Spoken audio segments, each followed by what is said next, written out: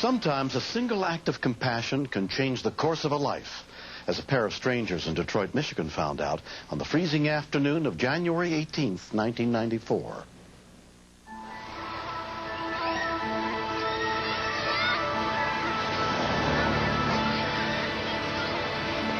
The temperature was extremely cold. I think the wind chill was somewhere like 40 below. It wasn't the kind of weather that you'd be walking in.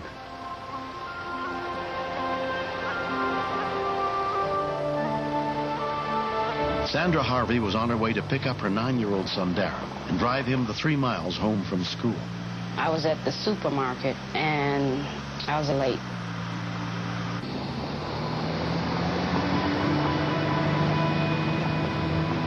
When I got there, I didn't see my son, and that's when I started to worry.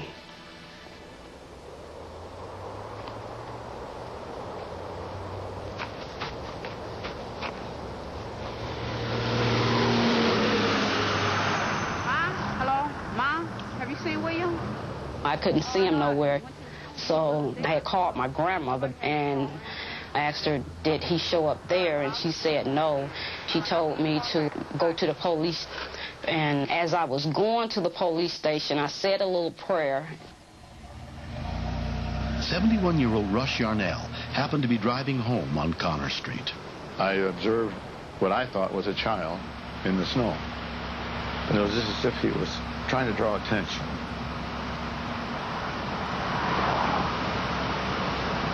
Oh, my God. I do believe that was his last effort.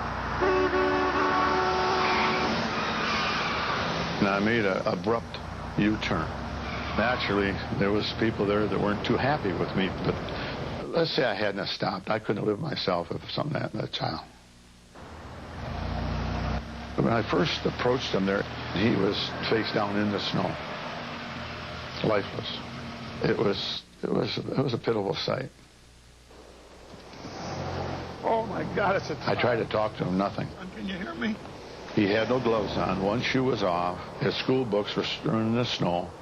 And I never touched anything so cold in all my life. I thought I was picking up a corpse.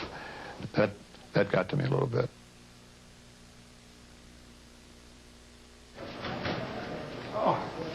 On duty at the 9th Precinct that afternoon was Detroit Police Officer Sylvester Mitchell.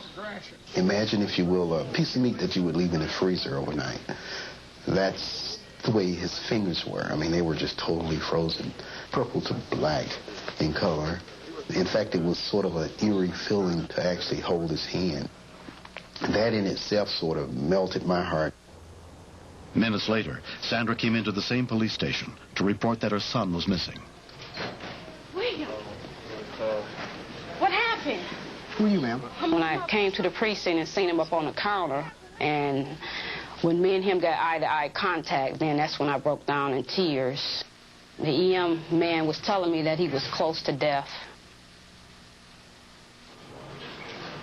Oh, you're welcome. Of course, I hugged her and tried to convey to her that it was just a normal thing that a person should do. Yeah.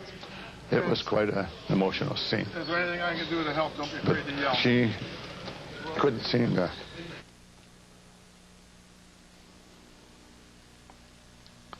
stop thinking it's okay. Okay, Mom, you can slide over here. When we actually got to St. John Hospital, they immediately started putting his feet and his hands in some lukewarm water, and his hands blew up like balloons, both of them. How you feeling? Plastic surgeon Joanne Levitan was brought in. Darren developed very large blistering on his hands. They required debridement, but it improved remarkably. And he has gone on to regain complete function in his hands.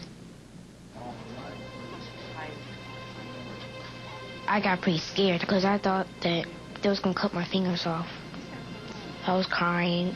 I didn't want to lose these fingers because when I grow up, I would like to be a basketball player because my mother said that I should be a basketball player because I look like one.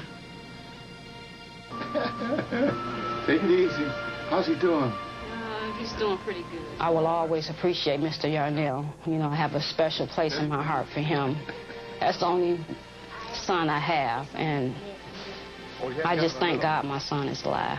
And I thank God Mr. Yarnell stopped and did pick him up. In the years since the incident, Rush and Darren have grown close. Had he not stopped, the little boy would have froze to death. The weather was bad. The neighborhood was unfamiliar to him, and he didn't have to stop, but he did. This is the actual car of the President of the United States assassin. It's touched me very much so. There's no question about it. There's a reason that this little boy is going to go on, and I want to stay close to that child the rest of his life as long as I live anyhow. As we say, this is a North American B-25. He's a joyful man, and sometimes I pray at nighttime and I say that he's my hero. And I thank him for saving my life. If it weren't for him, I wouldn't be here right now. Give him a big smile. That's the way to do it.